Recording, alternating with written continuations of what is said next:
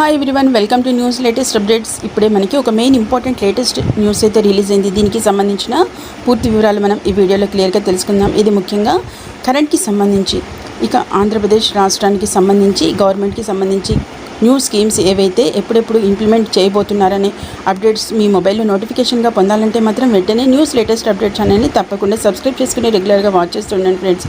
అంతేకాకుండా వీడియోని ఇంకా లైక్ చేయకపోతే వెంటనే ఒక లైక్ ఇచ్చి ఛానల్ని ఎంకరేజ్ చేయండి. ఇక వివరాల్లోకి అయితే వెళ్దాం.